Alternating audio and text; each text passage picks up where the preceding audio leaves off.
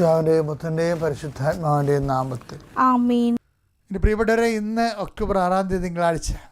അമ്മേ പരിശുദ്ധമേ, അമ്മേ പരിശുദ്ധമേ, ദൈവമാതാവേ, കൃപാസനത്തിലൂടെ ഞങ്ങൾക്കും ഞങ്ങളുടെ ദേശത്തിനും അമ്മ മധ്യസ്ഥം തേടി തന്ന എല്ലാ അനുഗ്രഹങ്ങൾക്കും കൃപകൾക്കും ഞങ്ങളിപ്പോൾ ഹൃദയം നിറഞ്ഞ നന്ദി പറയുന്നു. അമ്മേ പരിശുദ്ധമേ, ദൈവമാതാവേ, 2004 ഡിസംബർ 7 ഉച്ചകഴിഞ്ഞ് 2:30 കൃപാസനത്തിൽ സംഭവിച്ച അമ്മയുടെ പ്രത്യക്ഷപ്പെടലിനെ കുറിച്ച് തിരുസഭയ്ക്ക് സമർപ്പിച്ചിരിക്കുന്ന പഠനരേഖകളുടെ മേൽ സഭാത്മകമായ പഠനം ആരംഭിക്കുവാൻ ഞങ്ങൾ പ്രാർത്ഥിക്കുന്നു. അമ്മേ പരിശുദ്ധമേ, ഭൂസ്വർലോകങ്ങളുടെ രാജ്ഞിയായ അങ്ങേയ്ക്ക് ഭൗമ സംരക്ഷണത്തിനായി പ്രപഞ്ചപ്രകൃതിയെ തന്നെ തിരുസഭ പ്രതിഷ്ഠിക്കുവാൻ ഈ പ്രത്യക്ഷീകരണ വഴി ഇടയാക്കണമേ. പരിശുദ്ധമ്മേ, ജപമാല മാതാവേ, സകല കൃപാസനം പ്രാർത്ഥനകളോടും ചേർത്ത് ഞങ്ങളിപ്പോൾ പ്രാർത്ഥിക്കുന്ന ഈ കുടുംബത്തിന്റെ പ്രത്യേക നിയോഗം പറമക്കളെ.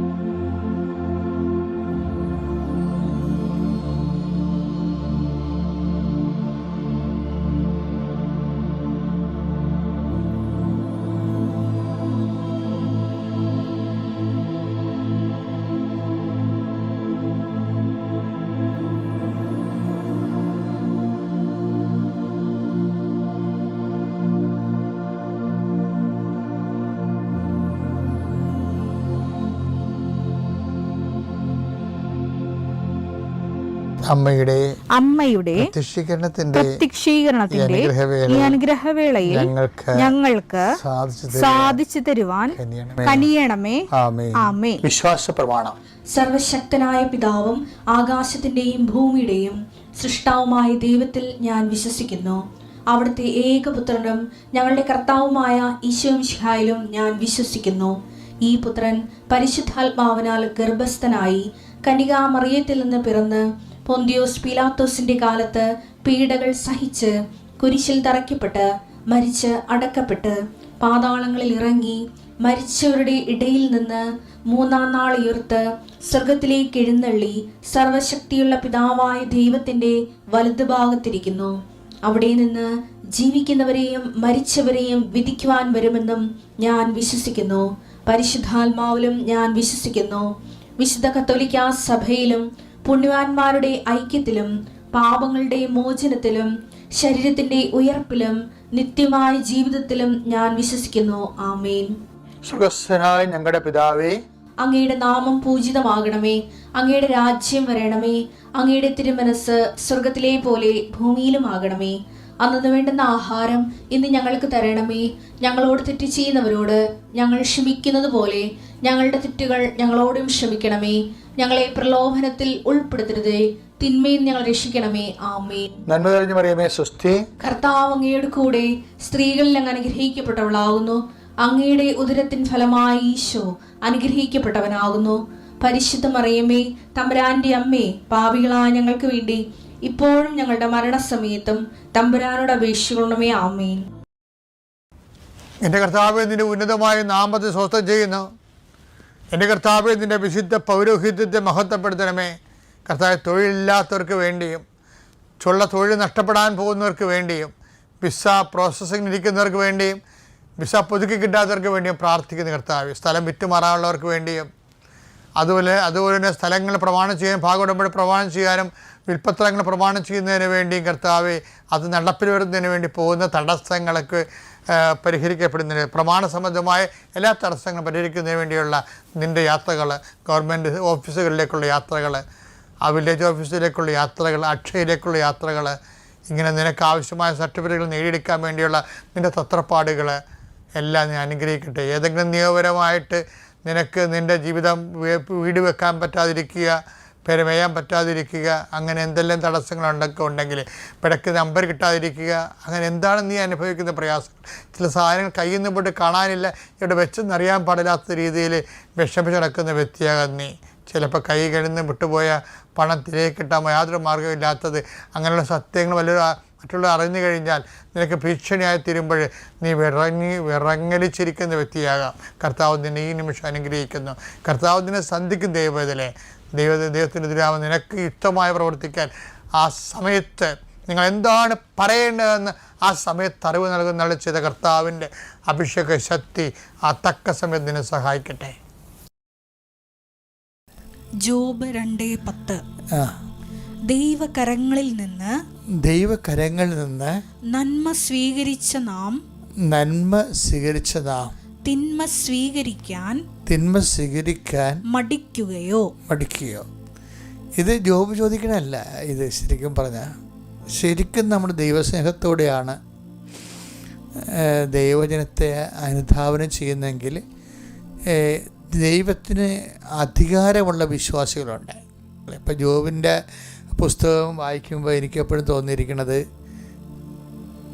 ജോബിനെ ദൈവം ജോബിൻ്റെ ജീവിതത്തിൻ്റെ മേലെ ദൈവം ഒരു സ്വന്തം വ്യക്തി അല്ലെങ്കിൽ ഒരു പടി എന്ന രീതിയിൽ മറ്റുള്ളവരെക്കാൾ കൂടുതൽ ദൈവം അവൻ്റെ മേലെ സമ്മർദ്ദങ്ങൾ ചെലുത്തുന്നുണ്ട്, സ്വന്തം ഒരു സ്വകാര്യ വസ്തുവിനെ പോലെ. അതുകൊണ്ടാണ് സാത്താനുമായിട്ടുള്ള ഡിസ്കഷൻ വരുന്നത്. സാത്താൻ നമുക്കറിയാലോ പ്രതീകാത്മകമാണ്.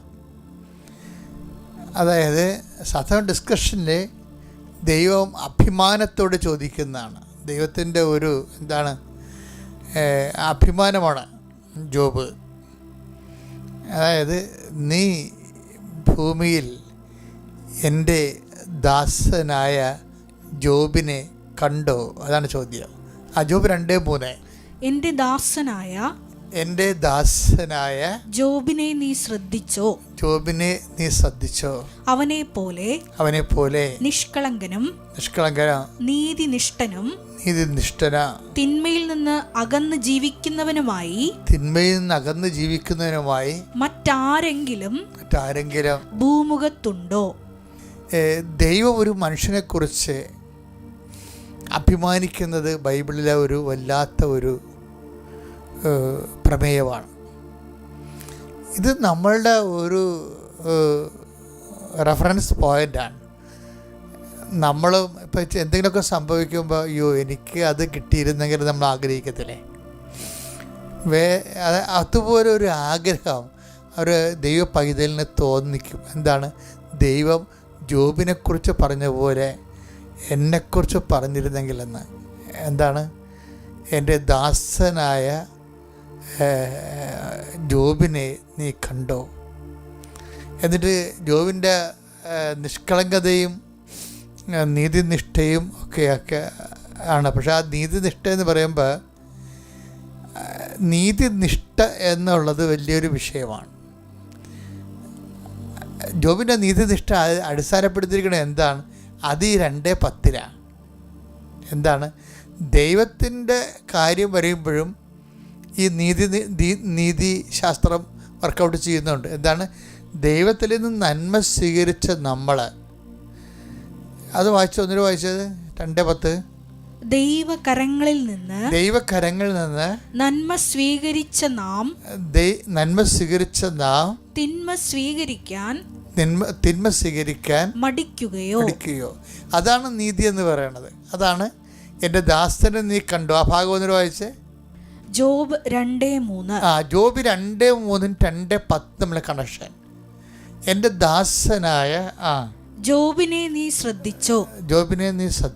അവനെ പോലെ നിഷ്കളങ്കനും നീതിനിഷ്ഠനും തിന്മയിൽ നിന്ന് അകന്ന് ജീവിക്കുന്നവനുമായി മറ്റാരെങ്കിലും ഭൂമുഖത്തുണ്ടോ? ഇപ്പം എൻ്റെ പ്രോബ്ലം എന്ന് വെച്ച് കഴിഞ്ഞാൽ ഈ നീതിനിഷ്ഠ എടുത്ത് പറയുന്നുണ്ട്. ഈ നീതിനിഷ്ഠ ആധ്യാത്മികമൊക്കെ ദൈവവുമായിട്ടുള്ള ജീവിത ഇടപാടുകളിലും ഈ നീതി അവൻ സ്വയം സഹിച്ചുകൊണ്ട് നീതി തന്നെയാണ് ഉറച്ചു നിൽക്കുന്നത്. അതാണ് ചോദിക്കുന്നത്. ദൈവത്തിൽ നിന്ന് നമ്മൾ ഒത്തിരി നന്മ സ്വീകരിച്ചവരാണ്. അപ്പം ദൈവത്തിൽ നിന്ന് എപ്പോഴെങ്കിലും തിന്മകൾ വരുമ്പോഴും നമ്മൾ അതിനെ എന്തുകൊണ്ടാണ് അലോസരപ്പെടുന്നത്? അതാണ് അവൻ്റെ നീതിബോധം എന്ന് പറയുന്നത്. ഇതൊരു ഉയർന്ന നിലവാരമുള്ള ഒരു മാനവികതയാണ് ജോബ് കാഴ്ചവെക്കുന്നത്. ആത്മീയത മാത്രമല്ല, ഒരു ആത്മീയ മനുഷ്യൻ എന്നൊക്കെ പറഞ്ഞിട്ട് പുതിയ നിയമം അവതരിപ്പിക്കുന്ന ഒരു വലിയ ഒരു സങ്കല്പമല്ല, വലിയൊരു സ്റ്റാൻഡേർഡാണ് ആത്മീയ മനുഷ്യൻ. ഈ ആത്മീയ മനുഷ്യൻ ശരിക്കും വളർന്നു തുടങ്ങുന്നത് ജോബിലൂടെയാണ് വളർന്നു വരുന്നത്. അത്യപൂർവ ദൈവാനുഭവങ്ങൾ ഇനി നിങ്ങൾക്കും സ്വന്തം. ഈ യൂട്യൂബ് ചാനൽ ഇതുവരെ സബ്സ്ക്രൈബ് ചെയ്തിട്ടില്ലെങ്കിൽ ഇപ്പോൾ തന്നെ സബ്സ്ക്രൈബ് ചെയ്യുക. ഈ വീഡിയോ ഇപ്പോൾ തന്നെ നിങ്ങളുടെ സുഹൃത്തുക്കൾക്ക് ഷെയർ ചെയ്തുകൊണ്ട് കർത്താവിൻ്റെ പ്രേക്ഷിതരാകുക.